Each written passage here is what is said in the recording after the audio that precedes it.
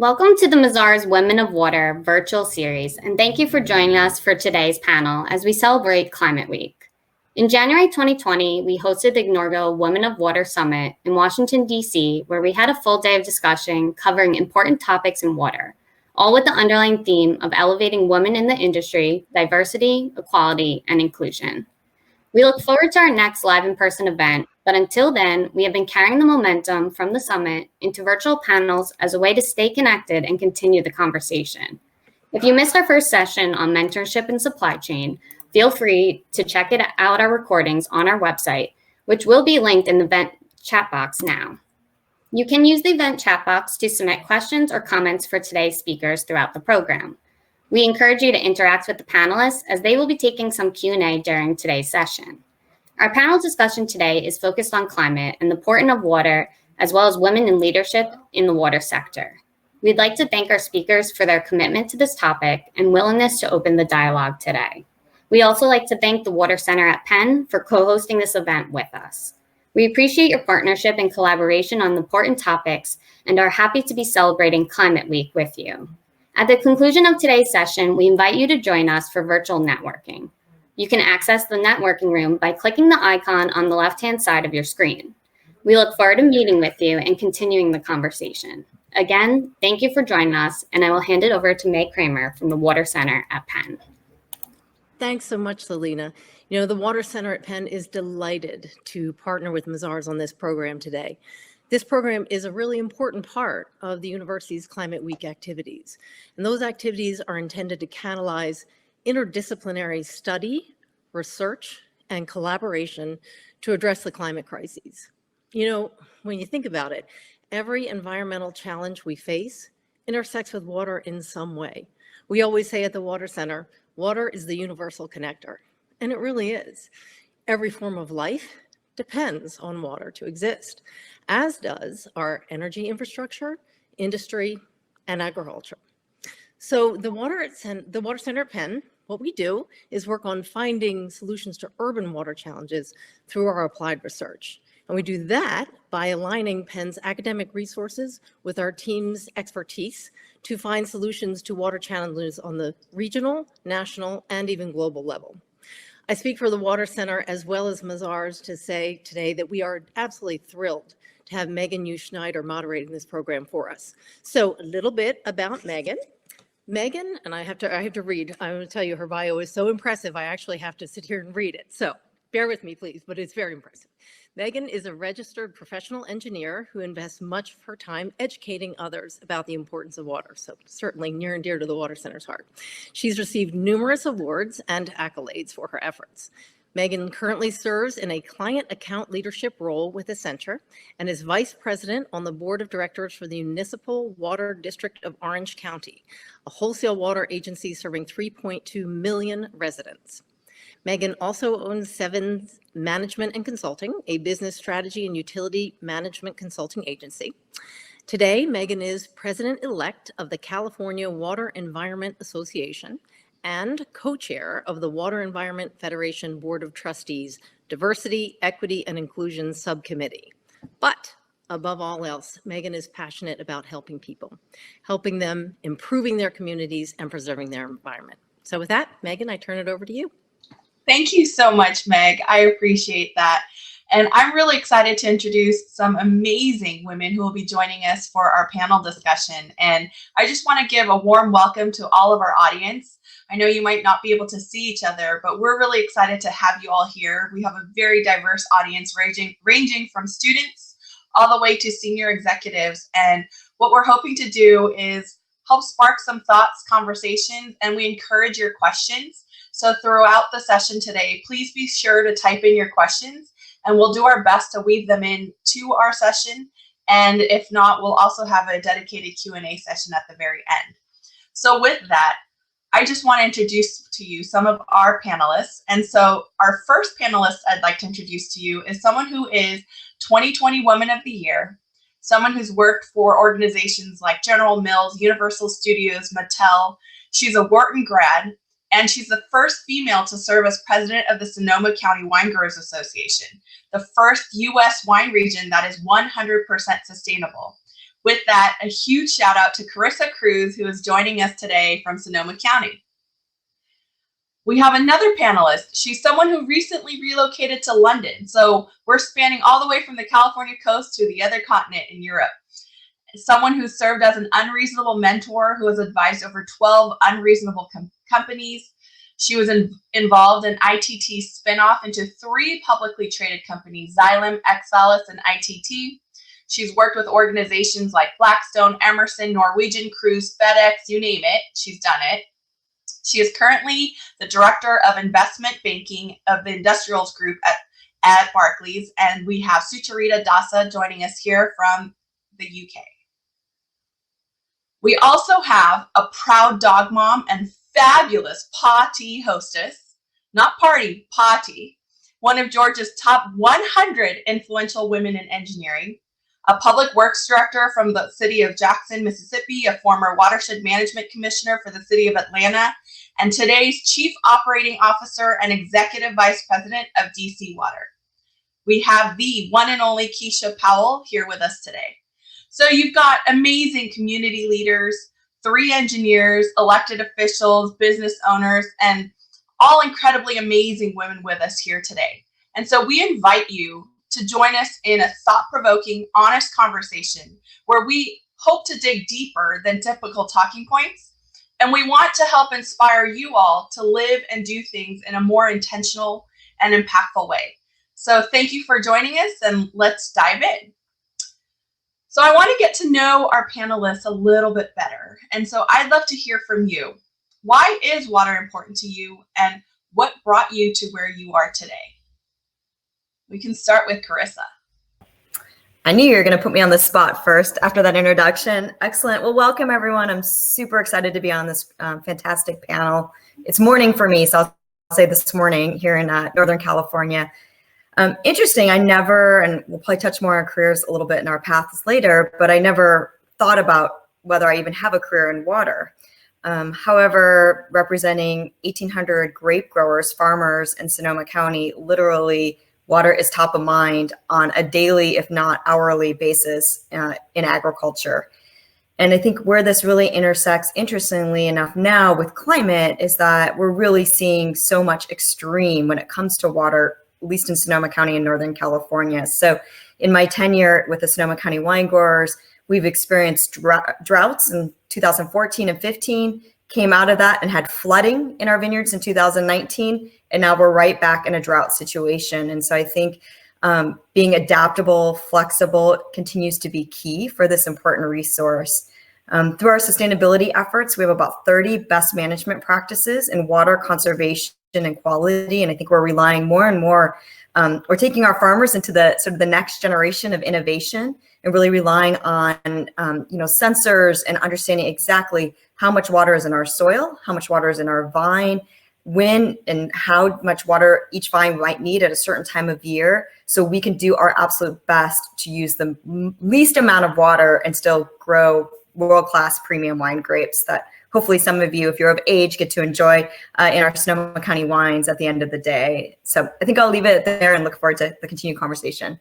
Thank you, Carissa. And actually, I thought of you last night when I had some Sonoma County wine. So perfect. One thing that I really wanted to highlight is the importance of recognizing that water touches all industries, regardless of whether you're specifically in the water utility space. And so with that, I'd love to transition to Sucharita, who deals with water in a very different way than many of us do. Yeah, thanks, Megan, and really good to meet everybody, and good morning or good afternoon to everybody wherever you are. So for me, why water is really important, right? So I think Megan highlighted one of the deals that I worked on. This was a long time ago, I think 2011 or 12 timeframe, and we were creating, we were spinning off a business, an industrial. I mean, my background is all industrial for the last 12 years. And then we were spinning out this company and then creating a pure play water company. I think that was one of the first ones. I mean, there were always utilities, there were always companies like the services ones like Suez or Veolia, but this was, a real water equipment company that fell into the industrial space. So that was a very exciting story. they've evolved a lot over time. So for me, that's what got me started in water, and I started to understand it's just not about moving water from one place to the other. That's what they did at the time. Xylem, I mean, today they're amazing, but that's what they did. And but it just connects the whole. I think Carissa probably mentioned this one too. It just it it's the network of the entire entire economy, I should say. It's needed for everything. It's needed in manufacturing, goes into food, goes into growing food, and then cleaning. So it's there everywhere. You really need it. So what we do at Barclays, so I was in the industrials group. I think I do need to update my my bio, but still do the same thing. So cover all these water companies. We advise them either on M&A or capital raising. So that's how I fit into water. And we try to get like some of these emerging technologies, the capital that they need, to get to the next level and actually do what they disrupt what we are doing in the water sector today. So one of the things, in industrials, I focused a lot on water. Then 2 years ago, had an opportunity to move to this new group within Barclays called Sustainable and Impact Banking, and exactly I think what everybody's talking about here. So I started to see water as more holistic, not just treatment or utility or equipment, not just those pieces of it, but actually how does it impact climate? Because a lot of the water treatment, you use a lot of energy, and there are a lot of solutions today that can kind of reduce this energy to 50% or cut this down, cut OpEx, and finding real solutions. So we started thinking about it more on a holistic basis, and also bring it how, I mean, think about it more from an ESG perspective, because everybody thinks, oh, water means ESG, but then if you look at a lot of these treatment methodologies, they're nowhere close to being energy efficient. So that's how I got into water, and I feel that I believe that if every economy needs water, and that's what develops the economy. That's what gets you there. So that's why it's really important to me, and it's needed for everything, every day of your life. It's really we don't think about it because we have it, or a lot of people have it, but that's why I think it's really important. Yeah, and Sucharita, you touched on something that I know we'll dive into deeper on the water energy nexus and how water touches so many aspects of our lives that we don't even consider. And water being the thread of life that glues us all together, we'll move on to Keisha. Hi, and thank you again for having me. It is always a pleasure to join a panel of accomplished women that can talk water. That is it's a passion of mine, but water is important to me. The most consequential reason is because it's the only thing my dog can drink, or the only thing he should drink. And so I have a vested interest in making sure that wherever we have lived and wherever I have managed a utility, that we have safe, clean drinking water. But really, a career in water found me. I actually started out wanting to be an interior designer. In high school, my mother told me to choose another career because I already knew how to change my room around. So I chose a career in electrical engineering, and went off to college. And then somewhere along the way, I realized that I wanted to really have a sustainable, meaningful career. And the internships that I was getting were in the environmental space, and specifically stormwater management.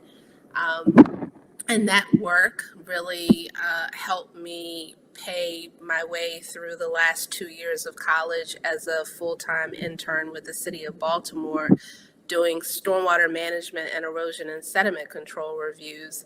And what I've come to learn in my career over the years, as I have delved into issues that touch on what we do and the infrastructure investments that we make is that water really does sustain life, but as Sucharita said, it drives economies. For every dollar or every $1 million that we invest in our capital programs, it has a 15.5 job impact on the economy. There are other data points that show that, it is the economies are really very dependent on water and the services that we provide. And there are so many touch points between what folks do in the world to something related to water. So I'm excited about the questions that are coming up.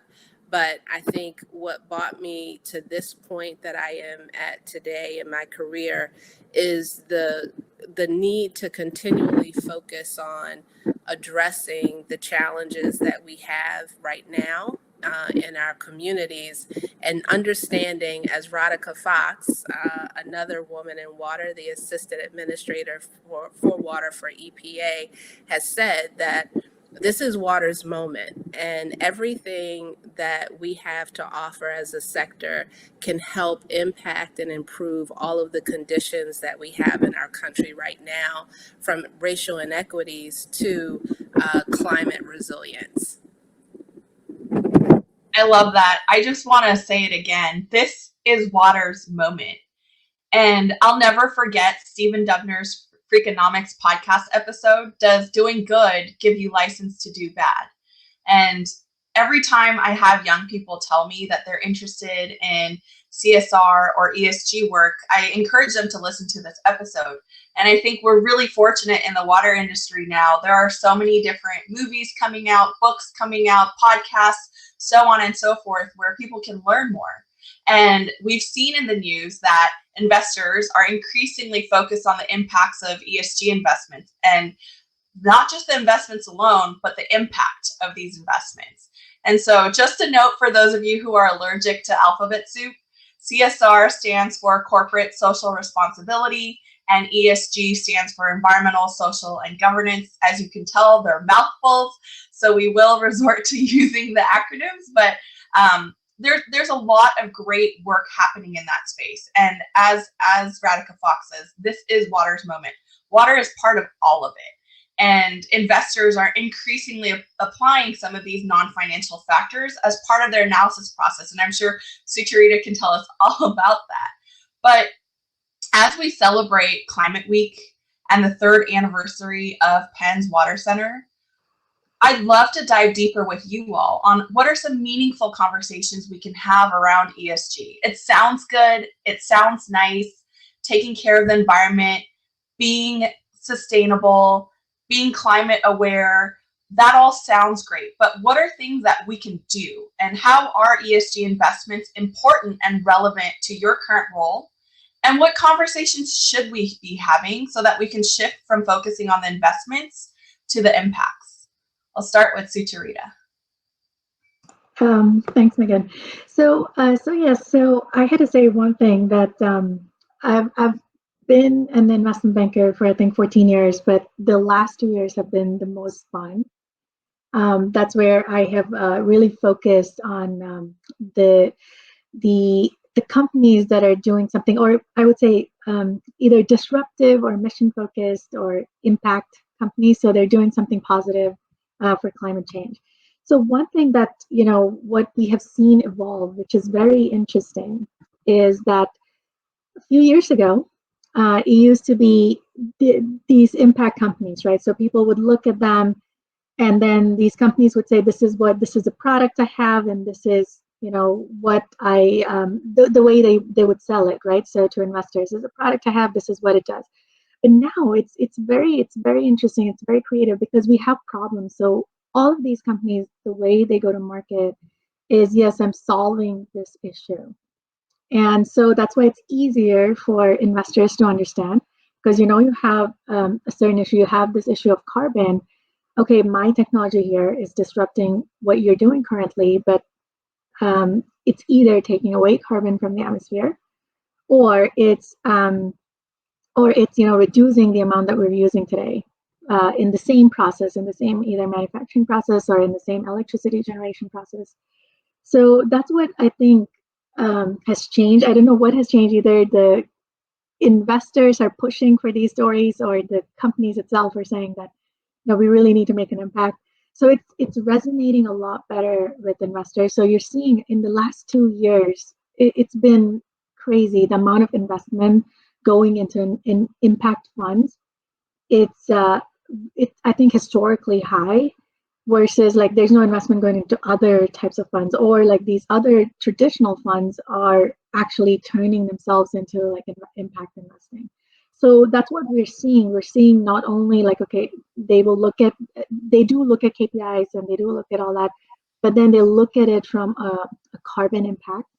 And then they also look at it from, that's where we come in, right? So we come in and we also tell them that you're not only doing all this, but then you're also getting these exact returns for the investors. Because when you do certain things, especially like this remote monitoring, for example, you're not creating costs to create revenue. So that means, what does that mean, right? It's going to be higher margins and higher returns, higher cash flows. So those are the things that, you had to connect impact with returns.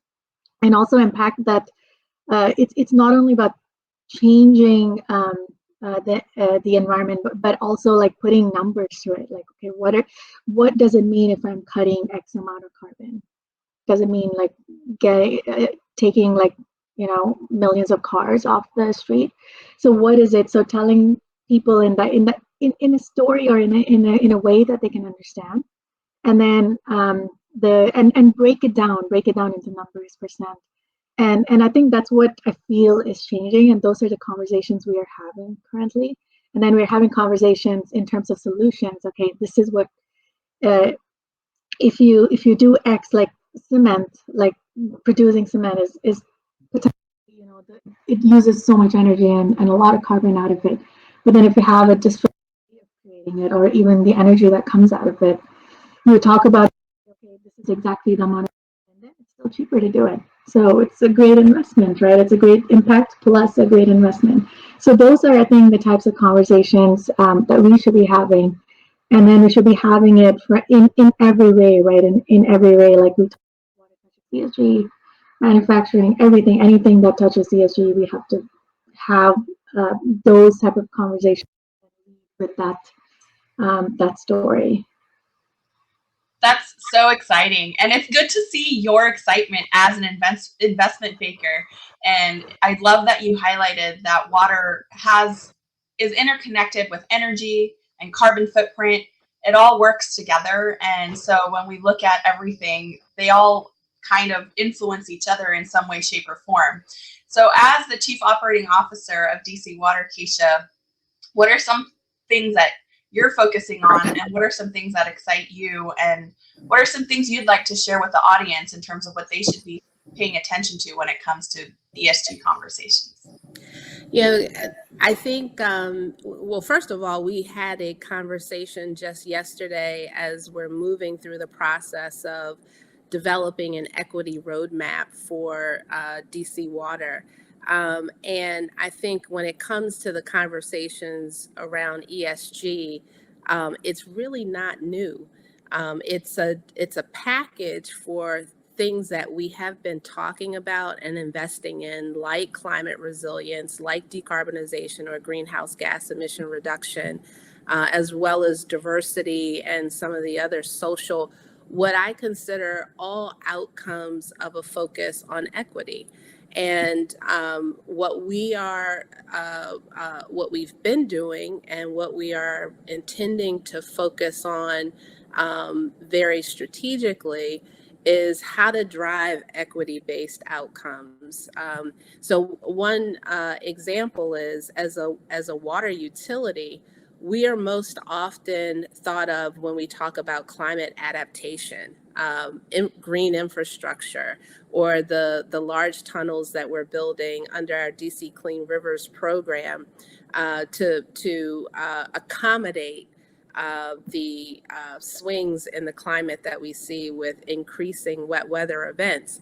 But now we're moving into the climate mitigation discussion, the mitigation end of climate resilience, where we're investing in clean energy solutions. We've already implemented projects at Blue Plains, which is the largest advanced wastewater treatment facility in the world.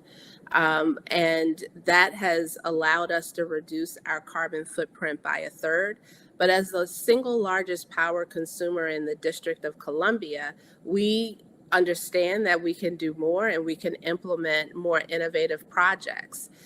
Just this morning, the team that has been working with Advanced Energy Group and other stakeholders in this kind of crowdsourced expertise task force has developed a clean energy project opportunity portfolio that we have prioritized by equity as well as decarbonization potential. So that's something that we're doing. And I think where it drives other social outcomes in the community is making sure that we're implementing solutions that really help those communities that are most physically and economically vulnerable to climate change. That is one of our primary goals, to make sure that we are driving participation for minority and women-owned businesses, and to make sure that, you know, under our lead-free DC program, that we're helping those that may have had partial lead service line replacements or that may be more vulnerable to the impacts of lead in drinking water. So we prioritize that program by equity-based outcomes. So that's a little of what we're doing at DC Water, and just really believe now our finance team is talking to investors as we and bond rating agencies, and packaging everything that we are doing and putting it in the perspective of ESG so that we can more readily communicate how we're achieving each of those principles. There was so much that you just shared, Keisha. I think we could talk for hours and just dive into a lot of what you just talked about. But one of the things that I really wanted to highlight was, you know, the fact that ESG, environmental, social, and governance, they're not separate things. They are so related, just like water, energy, and carbon footprint are so interconnected. And so oftentimes we hear environmental issues are social justice issues, and all of those have to be addressed by governance. And so proper governance is key to making sure that we can address a lot of those environmental and social issues, and diving into that and recognizing the holistic nature of the work that we do. Not only do we all need water to survive, and not only do we all need water in our communities to help our economies and to help our civilization as a whole, we really have to think about it together. And Carissa and I know better than anyone that to move water from one place to another in the state of California is one of the biggest energy users in our state. And then, as Keisha mentioned, at wastewater treatment plants, I was actually just having this conversation with someone yesterday. We use so much energy in our wastewater treatment process, and yet it's necessary for us to be able to then recycle that water and reuse it or release it back to the environment in an environmentally conscious way. And one of the other things that I think we often think about is when we think about thinking about climate change and taking actions that are supportive of the change in our climate, but also trying to be sustainable, we often think it's all one and the same. And I think where Carissa has some great stories to share are how nuanced even that conversation can get. So we'd love to hear from you, Carissa. Absolutely, thank you. So I'm a little more, I would say, boots on the ground than our other or everyone else on this panel, just given sort of how tangible actually representing farmers is on sort of a daily basis. And I think what's interesting is just the evolution. I mean, now we're talking about how important it is to, from an investor to a consumer standpoint, to think about, you know, where products come from, what are companies doing, are they being good actors and good, you know, good citizens and good partners in our community. For us, it was interesting back in 2014 when we made our sustainability commitment and kind of put a stake in the ground. No one was talking about sustainability, at least in the wine world. And now you fast forward, 6-7 years, and it's like it's just a normal part of the conversation. And I think that really tells the story of how important it is to think about the practices. And so some of the conversation we had that's a little nuanced for us as we had our sustainability commitment. And then a couple of years ago, we started working on a really climate friendly farming practices and certification. And I think just the nuance that's interesting is that sometimes right now we're in a drought, and sometimes what is great for water conservation in our vineyards is actually the antithesis of what supports our carbon sequestration and greenhouse gas emissions. And so I think there's always this tug as we look at sort of the impact of climate increasing and being more extreme about how do you find balance and find that net positive behavior when really making trade-offs over and over again. And I just use the example, a really simple example that maybe folks can picture. But if you think of a vineyard, beautiful vineyard, and we're in harvest, so it's a beautiful time out here in Sonoma County. Between the vine rows, often you might see mustard growing or vetch beans growing. That's a fantastic way to actually, support the climate because you're supporting more carbon sequestration. You're providing nutrients very naturally to the vines. However, in a drought year, all of that cover crop is actually competing for water resources in the soil. And so our farmers are like, do we impact our climate or do we have water conservation? And so again, it's just that tug of war we play with how do you be sort of softer on the land and really, manage your resources and natural resources to the best of your ability. And I think unlike the investor standpoint, what's interesting for us in wine is we made this commitment because it felt right. Our farmers were excited to really sort of take their farming practices to the next level in terms of sustainability and conservation. But throughout this, as we've learned, we kind of have this interesting maybe responsibility and opportunity because wine is something that ends up in consumers' homes.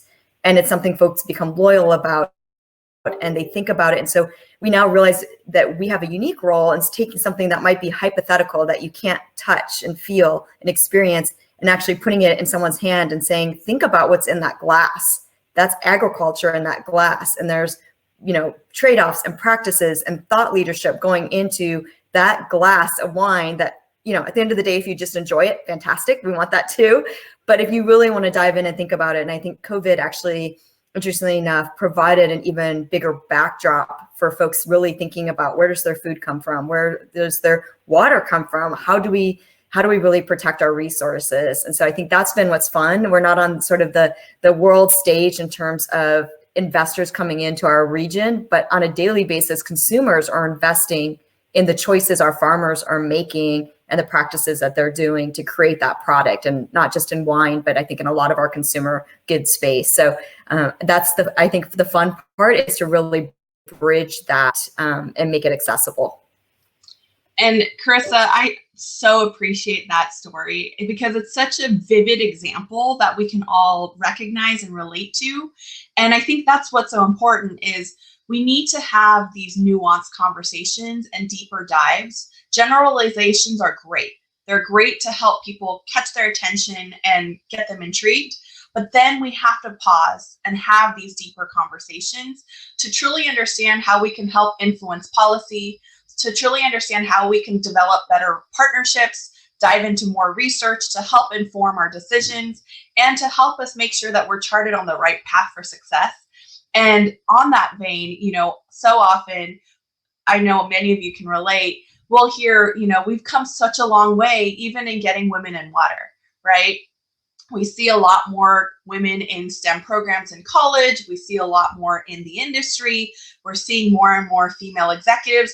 Man, we have a whole panel of all women instead of manels of all men. And so we have certainly come a long way. And yet, if you look at the data and you look at the numbers, the World Economic Forum did a research paper, a white paper a few years ago, saying that at the current rate of change, we're still 208 years away from achieving equality in the United States between men and women in the United States. And that's where understanding the nuances between equality and equity, as Keisha pointed out, are so important.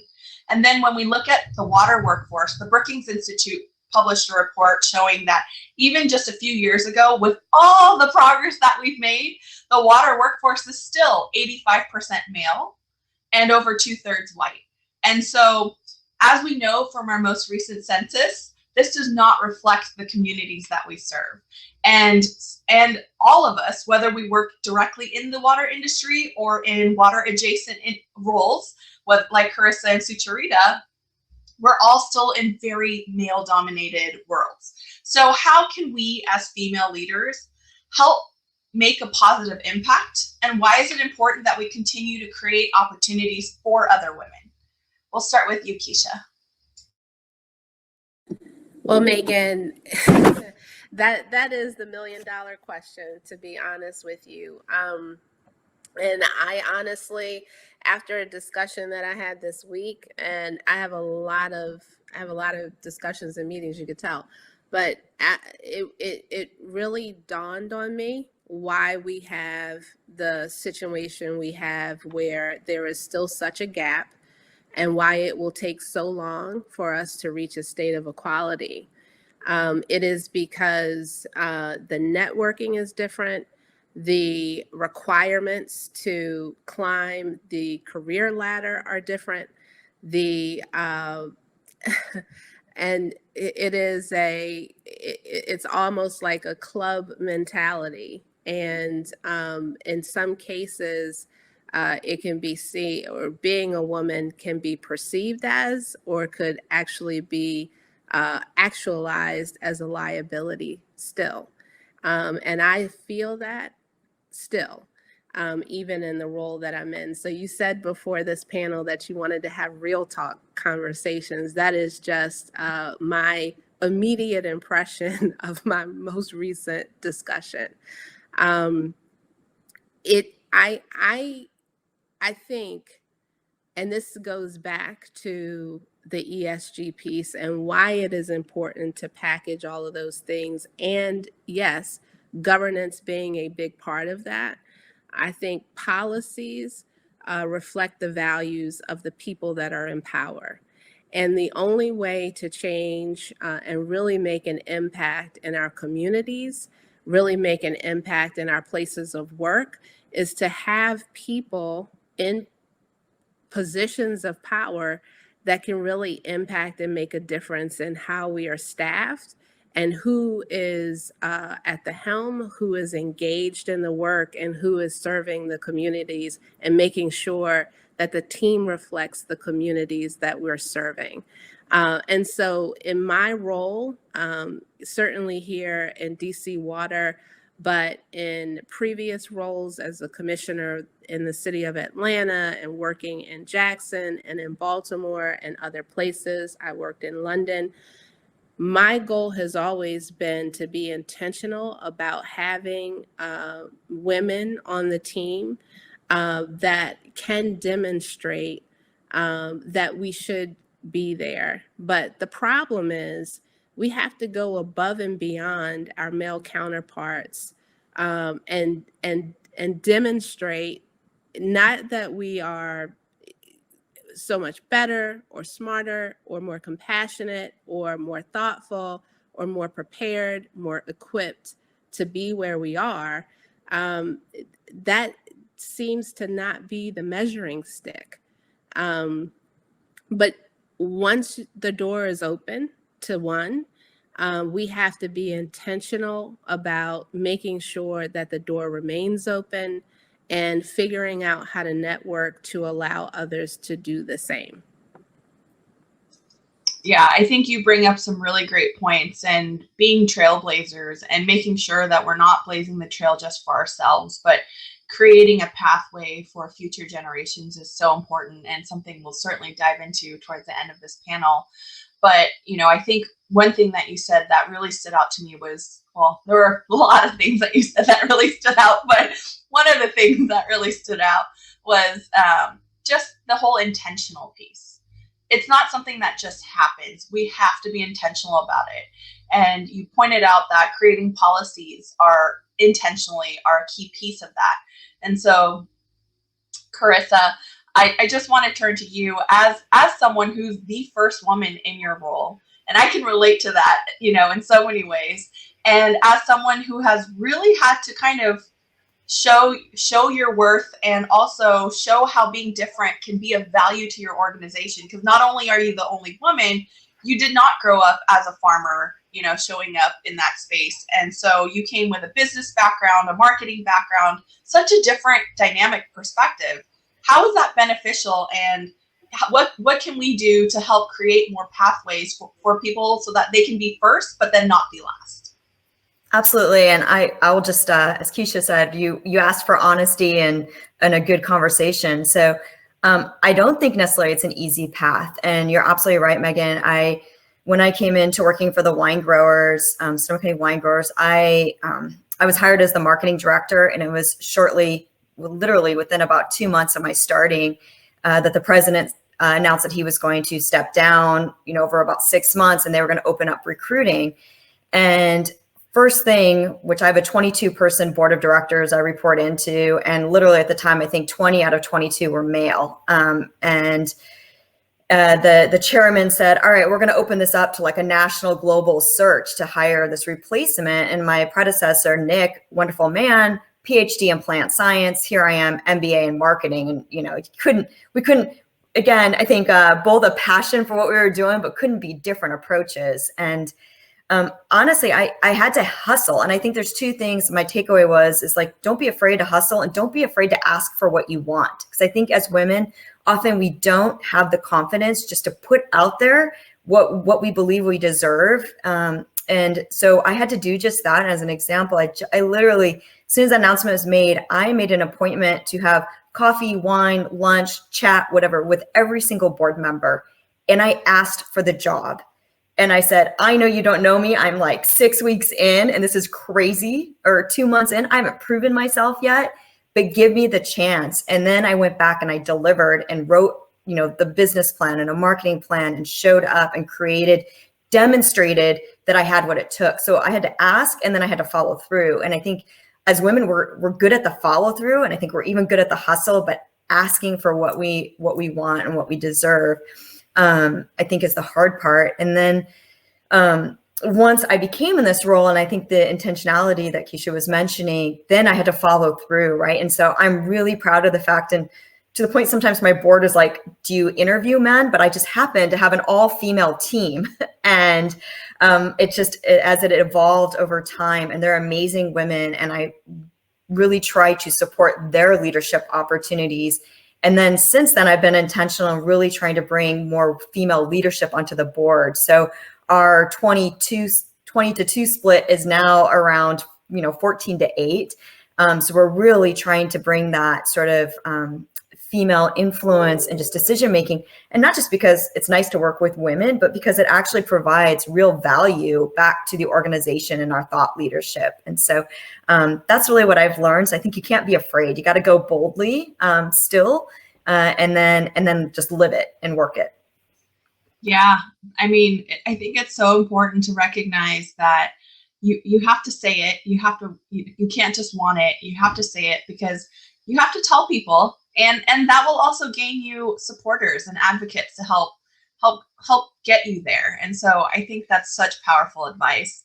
And Sucharita, I know in your world there aren't a lot of women, and we've seen so many articles talking about how even as female entrepreneurs, it's hard to get funding because there aren't a lot of venture capitalists who are looking to who are female. And so how can we bridge that gap, and how can we help create more opportunities for female entrepreneurs, leaders, businesses in the water space? Yeah, so I have a slightly differentiated view, right? Completely agree with what both Chris and Keisha said, but the way I look at it is I feel that, okay, we have to change ourselves. Women have to change ourselves. We're different, but then I also feel that there's element of education for the others. At least that's what I have seen. Because the way it's subconscious, I don't know what it is, because when we sit around in the roundtables, either in investment committees, like when there's a woman CEO, of a water company or any other ESG disruptive company, right? Or if you're looking at even women colleagues, for example. So the way they are judged is so different. And having been through so many of these roundtables and committees, I've just noticed this over time. And then I remember a few years ago, we had this committee and they said, oh, that person didn't speak up at all at the meeting. So I told them, wait a minute, guys, can you stop? Because would you say that about this other male person or CEO? He didn't speak up at all, or he didn't say something in the right way. And then they thought about it and said no. And I said, but look at this other person. All of the things you told this female, he did exactly the same thing or even worse. And we never caught those points, but we were catching something else because we do all these dry runs with CEOs and with all our companies before they go do their presentation with investors. And then we also do the same thing with, you know, all our interns coming in and our female colleagues. And I see it all the time in these roundtables that the way women are judged and given feedback on are so different. So that is like one thing it just hit me when I saw that happening in 2 or 3 roundtables. And when I was a junior banker, it was hard for me to see that because I was never part of that roundtable. And then when I started getting to be part of it, so I think the first thing I would say is stay in it. Stay in it. And then even if it's hard, stay in it because that's the only way you can make change. And speak up and say and educate people and tell them. And you don't have to change yourself all the time because a lot of time people would tell me, oh, read the headlines of the sports so you can talk to the clients. I don't do that anymore. I probably used to do it as a junior banker, I don't lie. And now I just tell my client, to be honest with you, I don't even know whether that's football or basketball or I don't even know what team you're talking about. Is it baseball? So you know, you find different ways to connect with your clients or your colleagues or something. You find different ways, right? Because I think the key thing is education and then stay in it. And also, like I also noticed this other thing. We would do all these women CEO events, right? But then all the investors and all the decision makers, at least a few years ago now, things are changing, which I'm really happy about, are male, and they would never be there. So they would never know like some of these really good things that these companies were doing. So, and then we started thinking like, no, we can't do this. We need to bring in like sponsors or somebody else have it as male, but or have it as a female event to highlight, but then bring all these other the decision makers, stakeholders, investors, bring them into the mix so they're getting one-on-one time in a smaller group with all these amazing women. So that's I think how I would think about it, and we have been trying to do it, and really I think the key to it is stick with it and then make change, because only when you get to that level you've stayed with it long enough and you get to that level you can make change. So you shared so many nuggets, and I just want to pick out a couple of them. You know, I think you brought up the point about being trailblazers, just like Keisha, right? Mm-hmm. You have to be in places where the voice isn't present to be able to see what's happening, and then to be able to speak up just like you did for that change to happen. And again, I think that highlights why equity is so important to focus on over equality in this point of our world and where we're at, because there are so many unconscious biases that prevent us from providing equal opportunities for men and women. And so, you know, being persistent, showing that grit, getting to a place where you can then be a voice for those who don't have a voice is so important. And then I love the fact that you highlighted it's so important to be authentic to who you are. And I can't shout that from the rooftops enough. And so if there's one message that you all take away, it's be authentic to who you are, because that's what people resonate with. That's what people will connect with. And it doesn't matter if you don't watch the same sports or talk in the same way. Be you and be the best you that you can be. And that will be the best way that you can advocate for yourself and pave a way for others.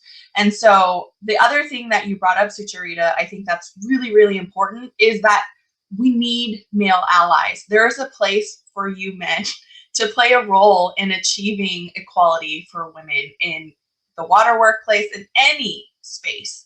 And it's simply, there's much research to show this, but I think this is the simplest way to kind of explain it, is when you're a male ally and you speak up for women who are not at the table or don't have a voice at the table yet, you are considered an advocate. When we as women speak up, even when we are in positions of power and influence and we have a seat at the table, we're still labeled as activists. And I'm learning to embrace that. And there's a proud panel of 4 female activists here. But it's very difficult to help create lasting and sustainable change when we don't have male advocates on our side. And so I think it's really, really important to recognize that we do need to have everyone at the table, but we also need to help create voices and space for those who are not at the table in a very authentic way. And part of that also involves doing a lot of self-work and looking within yourself. And since I asked all of our panelists to kind of share their vulnerabilities, I'm also going to share. You know, as a daughter of immigrants, I wasn't just afraid to say what I wanted in my life or in my career just because I'm a female, but also as a daughter of an immigrant, as a person of color, when I say something that I want something that seems aspirational or high, it's often viewed as selfish or presumptuous. And so then you just stay quiet. And I was just recently reading a memoir of another daughter of immigrants, and she was saying how anytime she would share her career goals with people, they would look at her and say, "You're crazy. You know, how can you ever get there?" And she did all that and more. And so I think it's not just about being able to speak it, but also doing the self-work to be able to also recognize why it's difficult for you to say some of those things. So with that, you know, as we're all here, particularly with STEM backgrounds, and we love numbers and we love research and data, I just want to share with you all another piece of research. So Harvard Business Review just had an article not too long ago with research backing, showing that adding women to the C-suite changes how companies think. And research has shown that firms with more women in senior positions are more profitable, more socially responsible, and provide safer, higher quality customer experiences, among many other benefits. And so oftentimes when we speak about achieving equality, when we speak about equity, we often think, well, what do I have to lose for someone who's historically underrepresented to gain something? And that's not how we need to look at it, because you have to adopt a growth mindset about it. Just like Carissa taking this position of influence and power enabled her organization to grow more dynamically and have more influence and be perceived as a much more reputable organization. So then it's not just, you know, people splitting, the 4 of us splitting the same pieces of a pie and saying, well, Keisha, you're going to have to lose some so that Sucharita can gain more. It's when we are able to provide more equitable opportunities for all of a sudden we now get more because our pie gets bigger. And so Keisha doesn't have to lose something for Sucharita to gain something. And Carissa doesn't have to lose everything for the rest of us to gain something. We all get to gain more. And Goldman Sachs had a really wonderful white paper where they showed that making investments into 1 million Black women had X, Y, and Z positive impact on US GDP, on jobs, and the economy as a whole. And so tying all that together as we think about the next generation of leaders, this is for you students in the audience and for you leaders in the audience who can help empower these students. What are some words of advice that you'd like to share? Any final thoughts, words of wisdom, things to ponder? And we'll start with you, Sucharita. Yeah, I think given we're at a water panel and at the Water Center at Penn, I think I would say that to everybody that, you know, water has, it's a great career, anything to do with water, because it, like I mentioned before, just bringing that back, right, it touches everything. So for example, you could be at a semiconductor company or an Intel, for example, or you could be at a food and beverage, or you could be at a fashion company. Water touches everything, and you don't really have to do anything directly related to water. If, for example, what Chris are doing, that's so amazing. I would not know it's water, but then it does. It touched that. So in fashion, you use a lot of water for printing, and then you also there's a lot of wastewater that comes out. There are so many disruptive companies that reduce this amount of the wastewater, or they don't even use water for printing. So those are still types of career that link to water. So any industry of your passion, there's always a link to water in there. So, and I think about it creatively, and there's always a spot, and you can always still do what you want to do without having to be at a water utility or a water utility professional. I'm not nothing against Keisha, but there are other water opportunities out there, and even in utilities, you can transform. Like, there's so much technology out there. You can transform. You can create clean water or produce clean water with technology, but not by not using the same amount of capital. So there could still be a software person in that's creating, or an IoT person that's creating something for the utility. So I would say don't shy away from water. It's not difficult. You can still pursue your goals, because the industry is very broad. And then also, like I said, I just will say it again: stay in the game, because you need to stay in it and be in it to make change. And we need people like you to be able to make change in a positive way in the world. So true. And I know it's so cliche, but water is life. And so even in water utilities, there's rules for so many people beyond just engineers and scientists. And, whether you're a lawyer, a graphic designer, a computer scientist, there's a place for you. And then, as Sucharita mentioned, every industry is touched by water. And so if you're a water steward and a water advocate in whatever space that you occupy, you're working in water. And we're proving that with our panel, the diversity of the roles and industries that we have on this panel, and yet all of them are women in water. So with that, I'd love to go to Keisha. What are some words of advice and some inspiration you'd like to impart on our next generation of leaders? The next generation, I would say, and I agree with you, Sucharita, you don't have to just work for a utility to be part of the water sector. It is so vast, as you said, Megan. When we talk to students, or when I talk to students, and I am trying to get young minds interested and engaged in and thinking about a career in the water sector as a whole, I often say you don't have to change your interests or what your passions are. You just need to apply them here. And I just think that being even if you want to be a graphic designer, or you want to pursue a career in communications or media relations, or something more creative, you can find it in the water sector.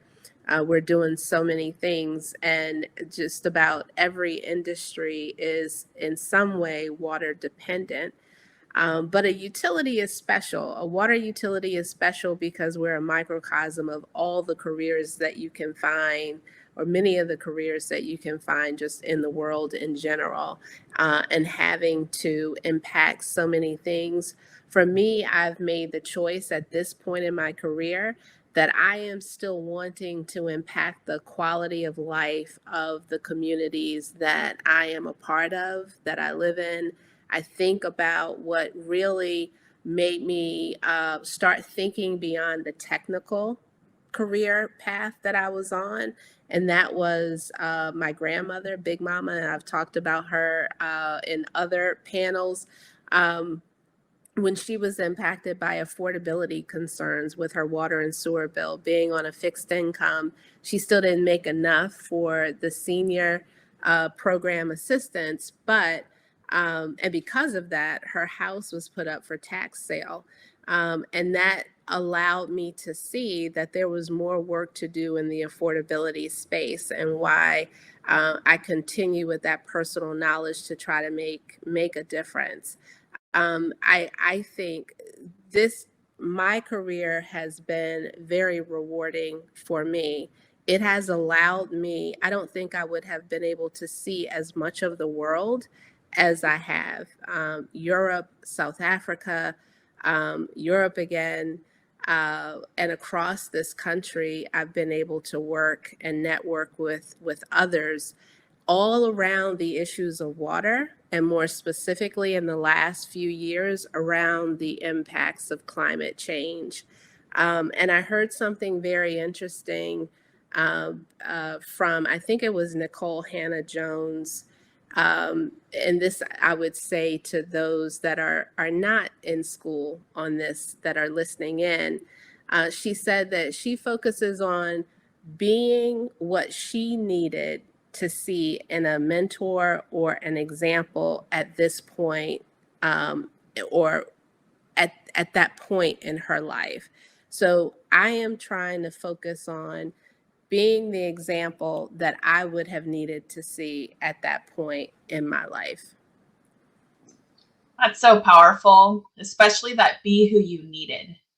And I think that's actually relevant to a question we got from the audience. So we'll jump to that after Carissa. But Carissa, I just love to hear from you, just because, I think so often people think that you have to start wanting to be in water to be in water. And I think so many of us also find that water finds us, right? And so I'd love for you to kind of share your story on and some words of wisdom based on your experience. Well, I just want to start. I thought wine was life, not water was life, but maybe that's a debate for another panel. Water is wine. You can see I know that on is the very little, true. in the little See? glasses. 100%. So connected. No, I think that's a great question, Megan. And I think just kind of following up and building on what's already been said is, I never, when I was sitting at Wharton and taking these MBA classes, I didn't even know there was an opportunity to literally run a trade association representing farmers in wine.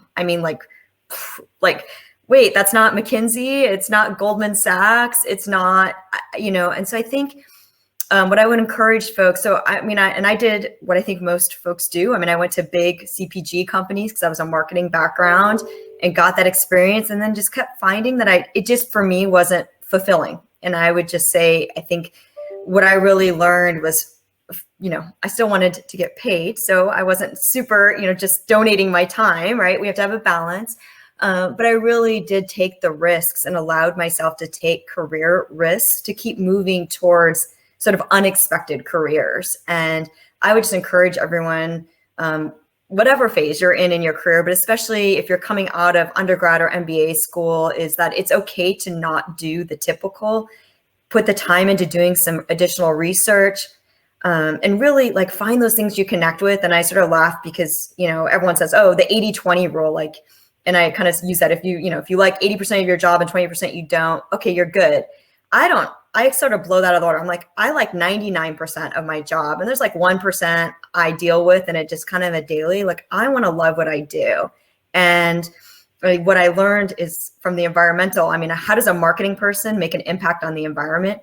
It's through these unusual sort of paths. And so I never in a million years thought that what I would do would make this impact on our water resources and conservation and farming and soil health and carbon emissions and all of these grand ideas that impact the world and our communities. But by doing something I love, I think you can really make an impact, small or big, in your community. And so I would just encourage folks to continue to find that passion and find that career path. Again, so much to unpack there, right? But I think what's so important, especially for those of you in the audience who are also serving in mentorship roles, Carissa took risks. She took uncharted paths and territories, and look where she ended up. And so oftentimes I think, especially for those who are risk averse in the water industry in particular, we like to give advice on traditional career paths. And the game changers and the people who are making an impact could oftentimes come from unlikely places. And so I think, especially as you're looking at your career path as a young person, don't be afraid of not knowing where you're going. And then as you're a mentor, don't be afraid of not knowing where your mentee's going. You know, I think part of the value you can provide is in supporting them in that exploration and being there for them as a homing place to get feedback and support, but also helping them explore things that might have been outside of their circle of influence or even yours. And so with that, we'd love to encourage your questions. We have a few minutes for questions, answers, and no question is too personal or too deep. We welcome it all. And we have a wonderful question from Wendy Wilkes in the audience. She asks, how do you have a conversation with your boss or leadership about their behaviors that are microaggressive? I find peer-to-peer to be easier than when there is a power differential. And I love Keisha's Be Who You Needed. And I think Carissa might have a quick example to share. Yeah, so I'll just jump in, and I think every situation is really different. And I think it goes back to what we've kind of all said about being yourself and having confidence in who you are and what you're bringing to the table. For me, frankly, I had an issue. I mentioned I had a large board of directors. I had a certain director, male, who was very dominant in our conversations and didn't always make me feel great about what I was doing. I'll put it that way. And I found in what I did to sort of work through that is I actually went to other board members who he was, I want to say peer-to-peer, but also had kind of a friendship and relationship and frankly, mutual respect of. And I leaned on them to be that support and make the change in the boardroom that I needed and to create the space then to have a more open conversation. And so I think we've talked a lot about having, male advocates and allies for us. I think that's true in that conversation, at least in my example. So I know it's not always maybe that cut and dry, but for me, that was one of the paths I took when I kind of was confronted with that. Absolutely. I think that's a great example, Carissa, and really showcases how you can take it beyond just you and that person and bring in a third party to be an advocate and also a different perspective so that it doesn't become personal. And so I think that's really, really great advice. And Megan, I would just add that it's not a weakness to say that you want change, right? So I think, you have to not say, well, this is like a personality conflict. No, this is about having an environment that allows dialogue and thought leadership and communication and support. So I think that's what I would say is, we really have to own that part of that. I would agree. Totally. I've had a recent situation where I had to address that type of behavior. And the feedback to me was first that, well, I always give you accolades. And I had to say, that's not what I was looking for or what I'm looking for now. And just make it clear that I've expressed my concern with what happened. And I am moving on. Sometimes I think it takes being direct to put it on the record with that person. To me, it can be very frustrating to have to corral counterparts to help in the effort to explain the position. And I agree with Carissa that sometimes it's necessary to make sure that others can be advocates. But quite frankly, I'm at the point where I feel like I should be able to be my own advocate in dealing with it. And what I have come to realize is, for me, that doing the work is more important than having the position. Once you get tied into having a certain position or staying in a certain place, that keeps you from being authentically yourself. And authenticity to me and credibility is more important than being in a specific place at a specific time. And I have a very strong faith. I just believe that when things get to a point where you cannot change the environment or someone else's behavior, then that is likely a time for you to move on and just not participate, engage, or give your talents to that environment. Yeah, so true. And I just wanted to highlight something both of you touched on is the psychological safety aspect. And another Penn faculty and published New York Times bestseller, Adam Grant, posts quite often about why psychological safety isn't just important because we want everyone to feel safe and feel safe in being authentic. We lose ideas, we lose perspectives, and we lose the ability to be a better organization when we don't have psychological safety. And so it's really important that when you are in a position to be able to speak up, to do so.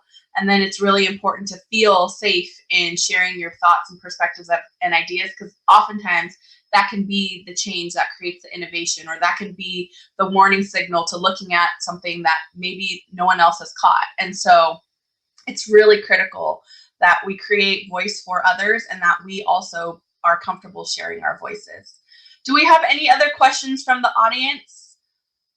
If not, we can wrap up and move into our networking session. And I just wanted to thank our panelists so much for such honest, deep, and inspiring conversations. I'm grateful to have been able to spend the time with you all, and so grateful for this conversation, and looking forward to continuing the conversation with all of you and with members of the audience. Please feel free to reach out to any of us to engage in further questions. We will all stick around for some networking.